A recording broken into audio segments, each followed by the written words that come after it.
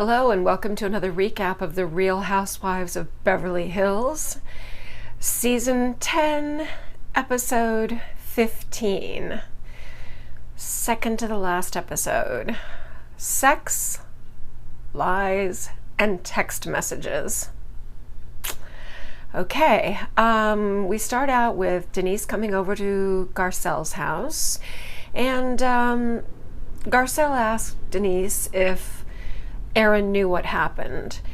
Of course, Denise did share this with Aaron, and she's sure that next time they all get together, he will bring it up. Well, I don't think there's going to be that much time for them to all get together because I think Denise has just about had enough, but we'll see. Okay, Denise says, one thing I'm sure of is I can't stand Teddy. Oh, the line forms behind me. Garcelle does not like Rinna. She says, I used to be friendly with her. I've known her for a long time, but I feel like she's become harsher.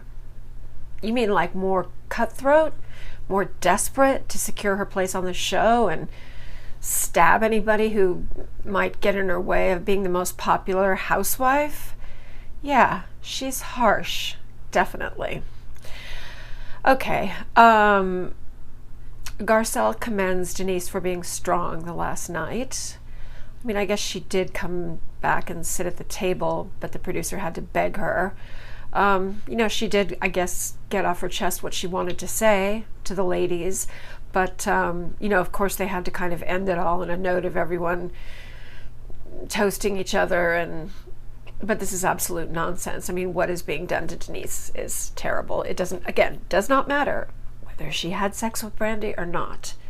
This is no one's business, and the part that bothers me more than anything is the way that Kyle and Rinna especially make it into, oh, this is just torturing me. It's torturing me. It affects all of us.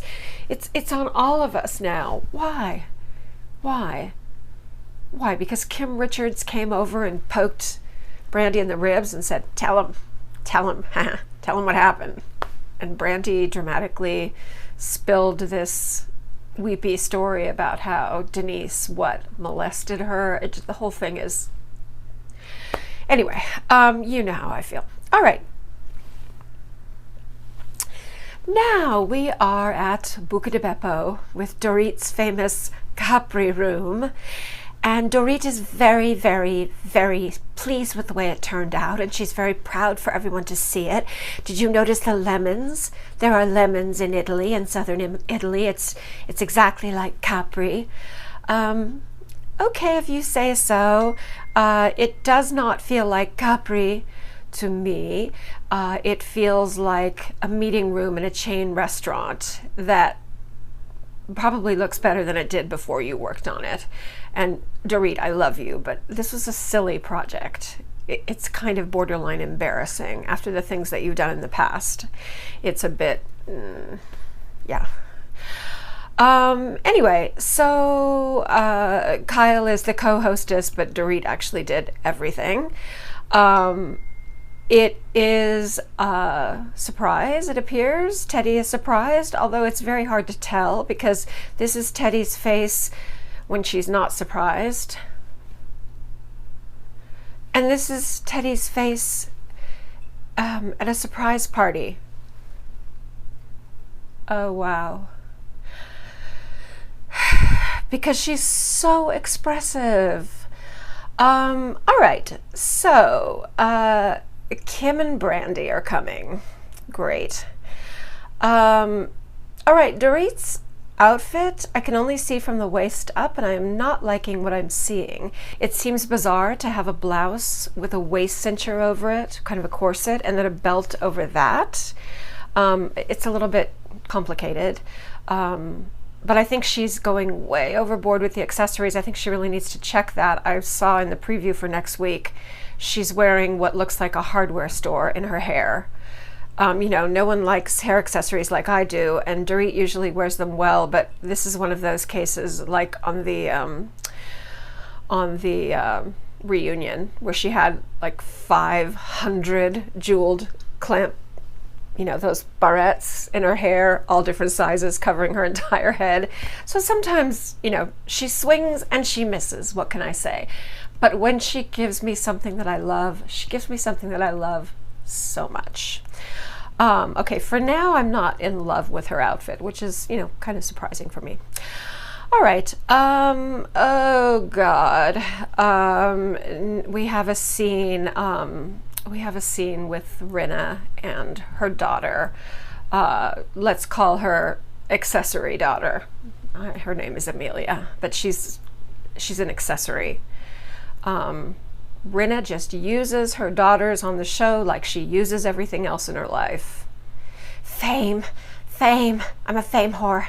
I own it, though. I own it. I'm a fame whore.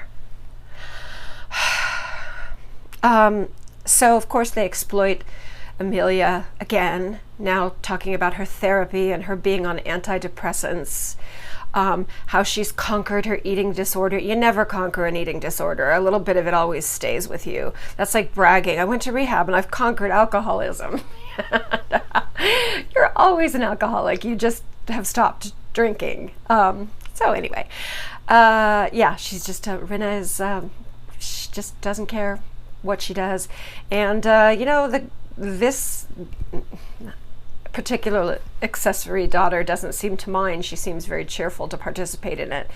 Maybe she's another Rinna in the making. I don't know. I just don't understand a mother putting your daughter's mental health on TV for clout.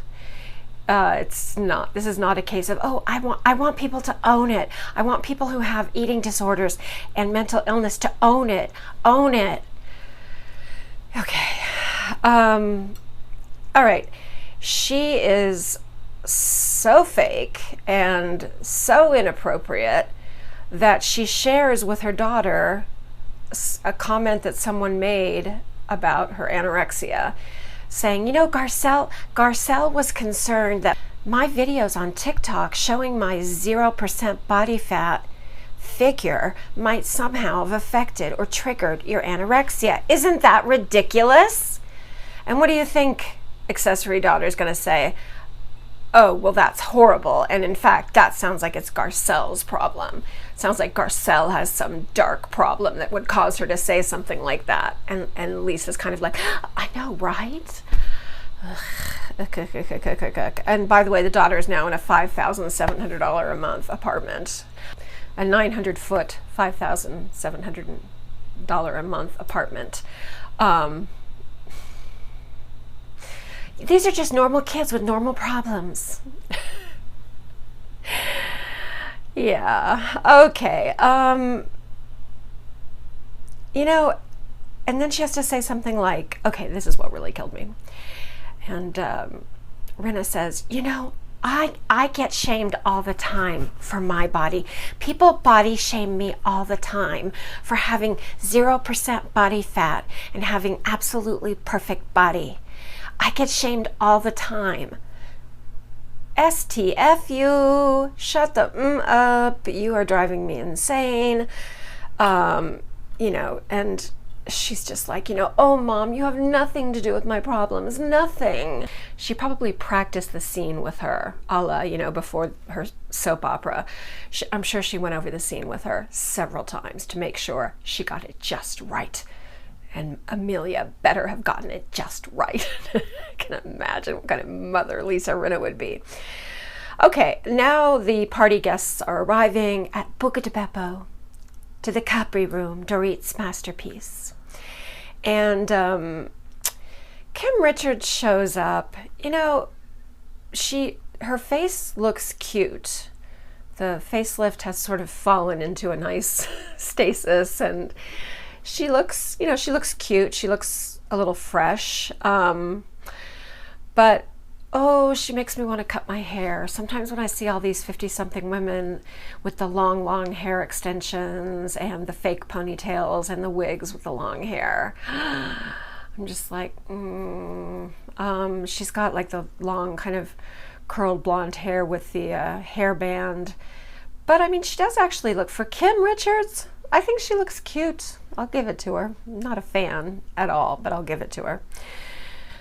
Okay, I call Rinna's look with the giant fake cascade ponytail and the leopard kimono, I'm going to call it early 1970s aging alcoholic showgirl. Yeah, that sounds about right. Okay, Rinna and Kim are getting along better because Kim is no threat to Rinna now. I'm not sure if Kim ever was a threat to Rinna, but I don't know. They seem to be just fine, and they're laughing about, remember how we used to hate each other's guts, huh? Now we're friends. Okay, we get a call from Denise. She's not coming. She says she's sick. Later they say that she said she has in the preview of next week, they say, you said you had a family emergency. I don't think she did. I think she just said she wasn't feeling well. And by the way, who cares? She lied. You bitches lie all the time. You lie as soon as your feet touch the ground in the morning, probably before. It's just so, this episode is really painful for me, I have to say. Okay. I don't blame her. Why should she come? And then I'm sure she's been, tipped off that Brandi is probably going to be there. Oh yeah, I'm sure she's dying to see Brandi. Yeah, Garcelle kind of makes a comment about how she's probably sick of these women. Denise probably is sick of these bitches. Okay, I'm sorry, I should have used these earlier. Oh my God. What in the name of holy heaven is Teddy wearing? It's, I don't know. It's wrong. It's like a Little House on the Prairie small print shirt dress. I don't know. It looks like she's possibly a member of a cult or pioneer woman, or oh no, you know what she looks like? She looks like someone who was rescued off a shipwreck and all of her clothes were ripped off her body on the rocks, and they had to find something to give her, and all they could find was this giant sort of smock or shirt that belonged to one of the burly seamen, and they threw that over her. That's what she looks like. Okay, Kyle is channeling Miss Ann Wilson, who is a goddess, the singer from the band Heart, who is a talent beyond compare. I love her. But, she has a very specific look that she's had since the 70s. And I feel like Kyle is on her way to being Ann Wilson's double. And again, this is not fat shaming. This is just stating a possibility. I believe that she will truly be Ann Wilson's double when she gets all that menopause and postmenopausal weight after Mauricio leaves her. Okay. Teddy stands with her arms crossed, looking so uncomfortable. It's your surprise baby shower. We hired all these extras to pretend to be your friends. I don't think Teddy really has friends. She doesn't look like excited to see anybody. She doesn't interact with these random women that I think they just pulled in from the main dining room and said, you want to come visit the Capri room? It's just been redone. And they pulled them in to join the party. There's no interaction between those women and the Housewives. It is the fakest looking thing I've ever seen. And Teddy just is, seriously, she's like standing there like, I'm so excited. I'm going to have a baby. And this is my baby shower. I'm psyched. Just like, oh my God. Okay. She does say one thing that's kind of funny. I think she says it in a confessional. She does say that, well, Dorit planned this, and I'll be darned if she didn't manage to make it all about Dorit, which is true. Dorit does do a lot of talking about her Capri room. Isn't it exactly like Capri? It's exactly like Capri. It's really, I think it's astonishing, and it's a place that I love and know. It's a place that's very, very dear to my heart. You know, parlo bene Italiano, and Capri is a place of my dreams. And yeah, look at the paintings or the photos of the sea, and oh, look at the lemons. Did you look at the lemons? Yeah, it's okay. Great. And you know I love you, Dorit. I love you. Okay, Erica, oh my God, Erica girl. Okay, this is going along with the change in your personality. Now is your personality starting to channel Teddy, but now your clothing choices are starting to channel a horrible hybrid of Teddy and Rinna. Oh my God, she's wearing one of those Glad heavy duty, extra heavy black trash bags. And at first when she walks in, I think maybe it's just some god-awful coat. And she's going to take this giant trash bag thing, which is probably actually leather, and it was probably cost a fortune, but it looks like crap in a sack, literally crap in a sack, in a hefty bag.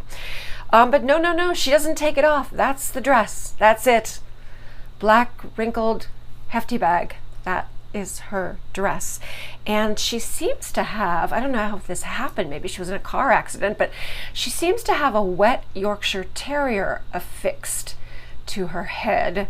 And you know how it's very popular in Beverly Hills for people to dye their dogs. And so apparently someone dyed their Yorkshire Terrier raspberry pink. And then she was in a fender bender. The dog was thrown out of the other car and landed on Erica's head safely.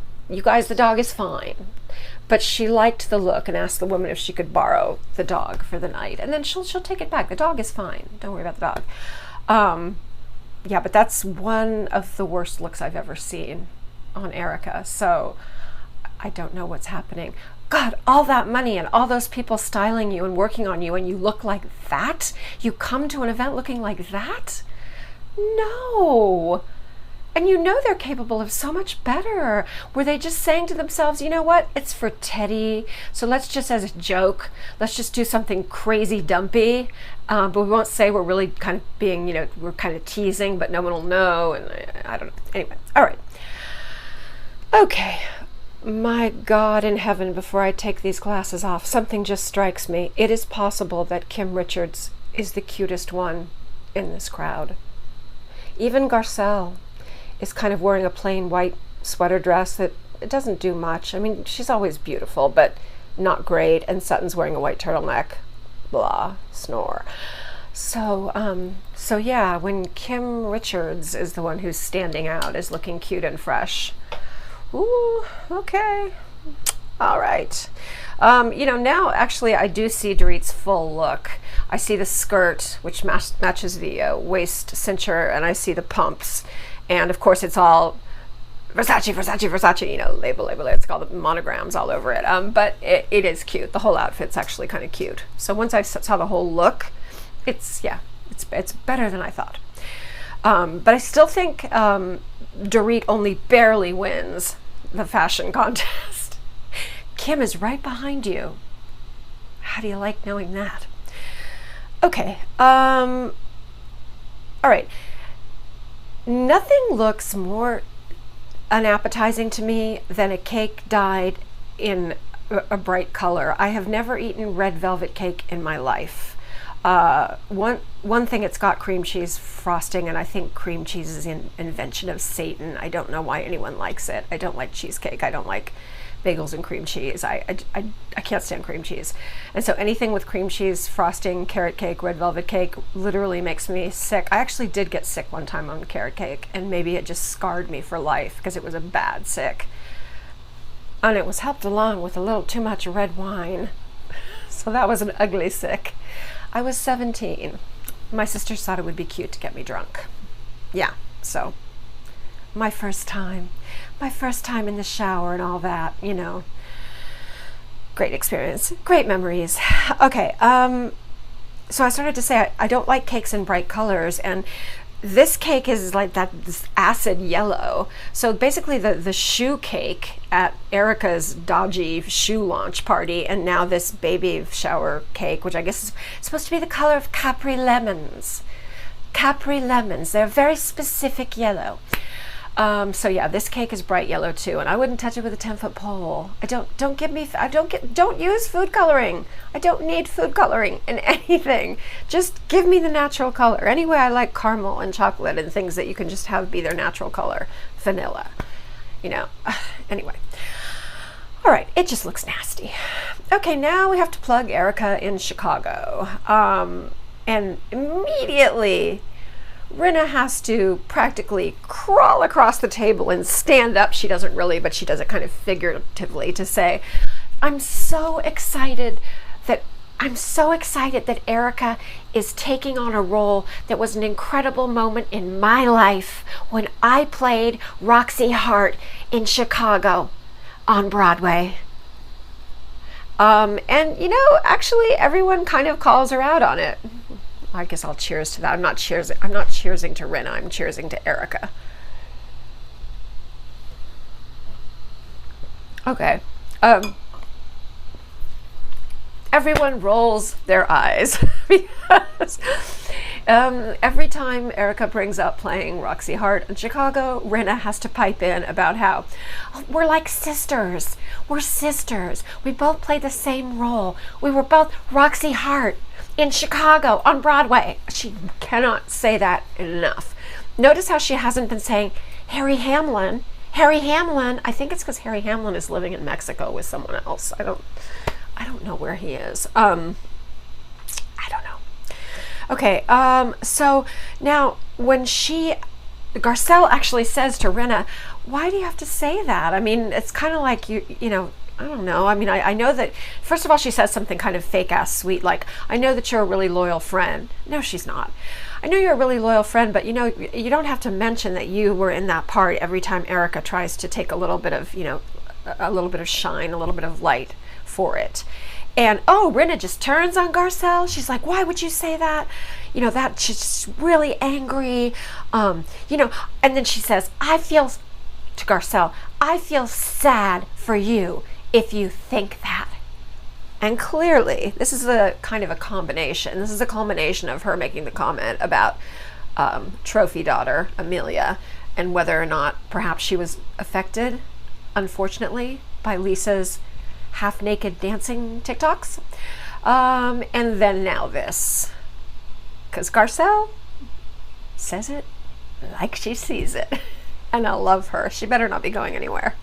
I'm pretty sure we're losing Denise, which makes me very sad, because I would so much rather lose. I would like to have like a Saturday Night Massacre and just have them come in and give notice to Teddy, Kyle, and Rinna and say, no, sorry, we don't need you anymore. Actually, everybody hates you. The whole thing with Denise, it backfired. Everyone loves Denise and they hate you. Bye. Okay. Anyway, Garcelle then apologizes to Rinna. Garcelle, don't apologize to Satan. Never apologize to the devil. Okay? Technically, I don't believe in the devil, but I like to say, not today, Satan, and don't apologize to the devil and all that. Okay. Oh, Brandi's coming. Yay, she's almost there. Erica asks where Denise is, and Kyle and Teddy have to say what a liar she is, that she says she's sick, but she's just a big liar. Why couldn't she just be honest and say she didn't want to come? She doesn't owe any of you anything. Okay? So back off.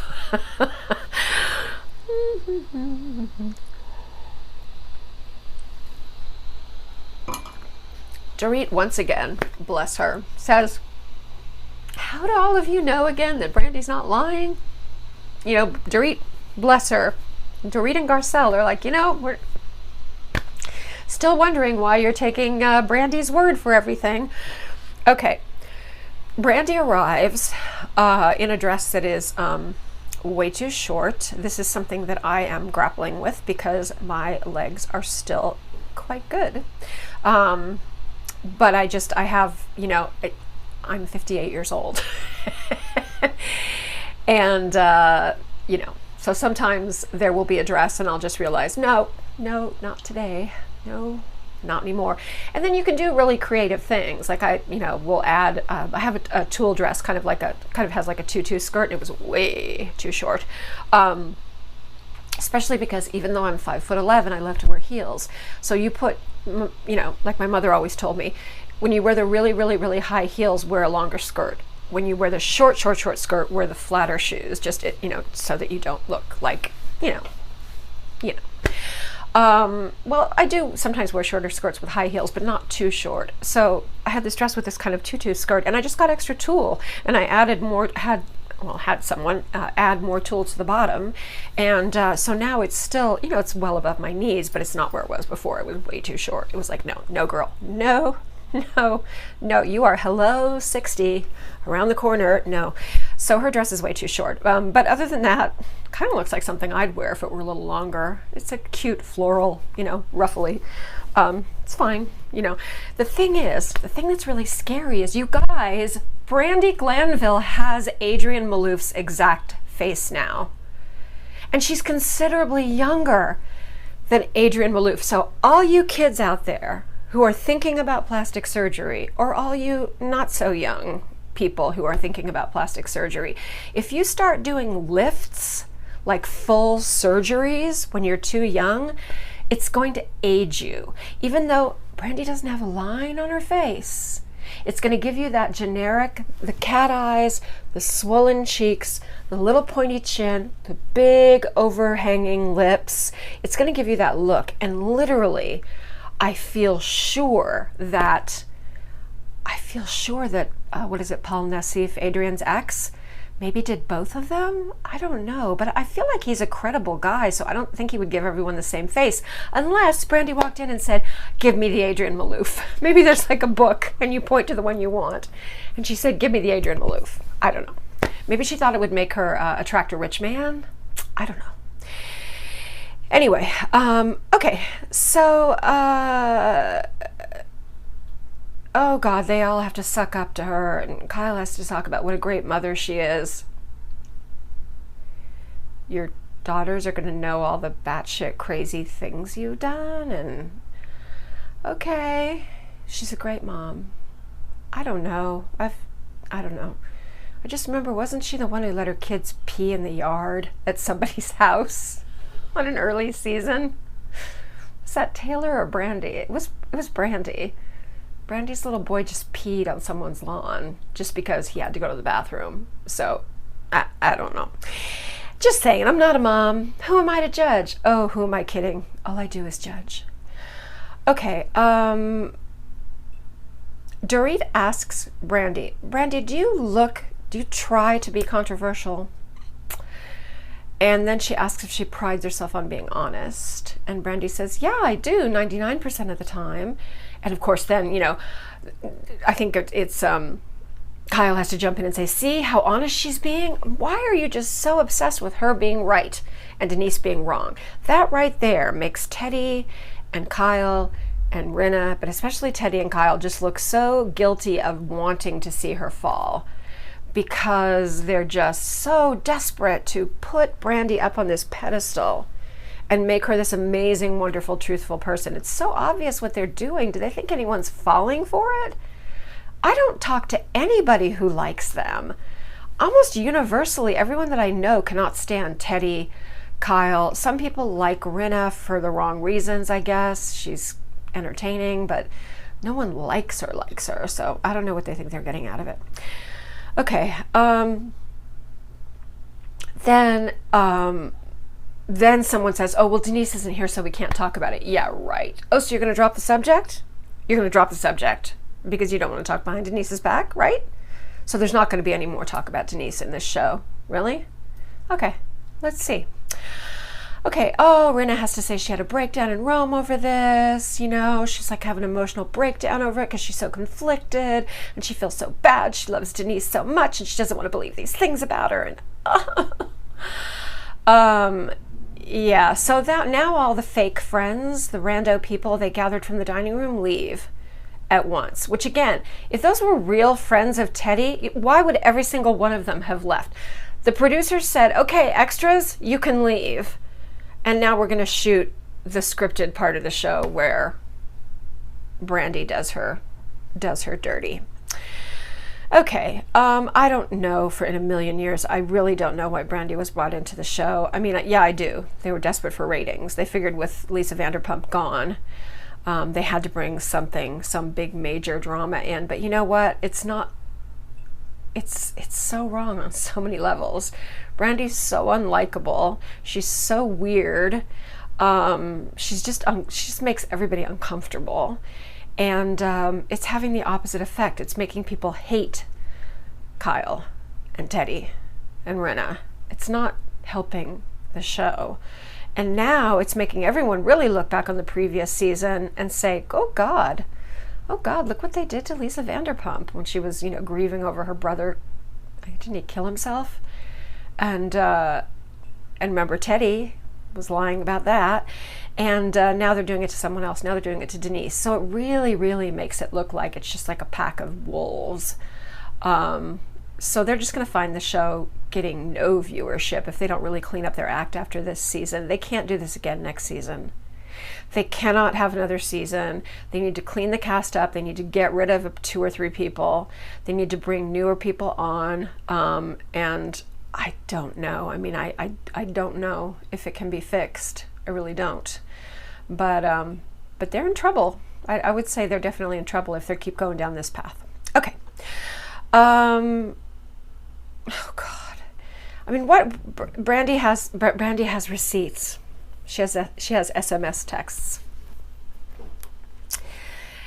For some reason, she had to bring in that she left bites on Denise while she was, with her. Because I guess sometimes that happens. She was saying that, that happens, whatever. I don't even want to think about it. But anyway, I'm not that I don't want to think about 2 women making love. I think that's beautiful. But just Brandi is just, I just think that she sleeps with anything. I mean, I don't know. Brandi having sex with anyone of any gender, it's not, in my mind, it's not attractive. It's not a scene that I want to consider. Okay. So then she says that after Denise swore to her that she was allowed to have sex with women, that wasn't considered cheating in her relationship, the next morning she confessed, well, actually, Aaron can never know because he'd kill me. So then Brandi's like, oh no, I'm a cheater. Oh no, I thought it was okay to have sex with Denise because she said that she had a hall pass with women. No, now I'm a cheater. I hate cheaters. I'm such a fine, upstanding person. I am a paragon of virtue, and now this ruins my fantastic reputation, which she further cements by screaming out when she gets frustrated when they're asking her questions. I think it was Garcelle, who still doesn't believe her. I her. Yeah, thanks, classy, good. Thanks for just spewing that out. Just what everyone wanted to know. Okay. Yeah, I mean, so Brandi passes her phone around. She's like, I want you guys to see all the text messages. Okay, a couple of things here. Now we need to stop and take a little deep dive. Okay, first of all, if the messages are real, it seems like there are a lot of messages back and forth over a couple of years, let's say, of a friendship between Brandi and Denise, and not one of the texts that they show, and they're going to show the juiciest ones, sounds like there's anything intimate between them. It's normal kind of girlfriend chat, and it's even kind of shallow girlfriend chat. Let me give you an example. I have someone who I wouldn't really call a friend, but she's someone who I've known for a lot of years, and I have a certain, she hasn't had an easy life. She's pretty lonely. She's harmless. She's a little annoying, like I can't actually hang out with her. I don't hang out with her, but I see her at an association that I belong to every so often. And yeah, I have a soft spot for her. So every week she sends me cute little texts, little pictures, how are you doing, things like that. And because I have a soft spot for her, because it's not just that I feel sorry for her, but I do have a soft spot for her. I do think there's goodness there. She's a difficult person to communicate with. She's very intense. So, you know, we send little text messages back and forth every week.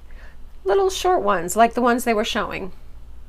You know, like, hey, pretty lady, and, you know, hey, I hope you had a beautiful day. You know, looking forward to the weekend, things like that. Just like these texts they showed us between Brandi and Denise. And guess what? I bet a lot of you out there have someone that you know who sends you those kind of texts, who's not really your good friend, or it's someone who messages you on Facebook who you're not really going to hang out with, but you have that kind of little connection, whatever. So if this woman that I talk to, who I see maybe every 3 months, wanted to say, for some reason, if I was on a TV show, oh yeah, I know her really, really well. Look at all of these texts we've sent each other over the years. It would look like we had a pretty close relationship because there are a lot of texts. I mean, it's usually like on Fridays, or Thursdays or Fridays. But yeah, we have a few every week. So if you took all those together for 2 years, there would be a bunch of them. I never see her. I don't know her innermost thoughts, or feelings. We don't have the deepest conversations, and when I see her in person, it's very kind of casual. So I'm just telling you, that means absolutely nothing.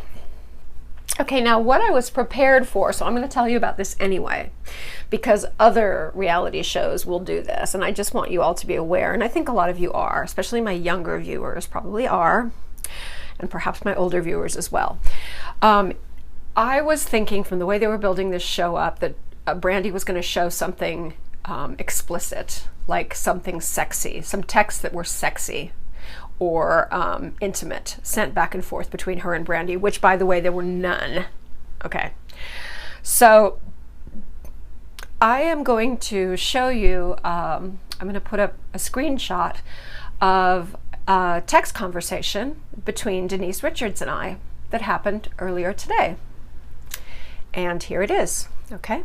I'm going to read mine and then her responses. Hi, Denise. Fake SMS text strings are so easy to make.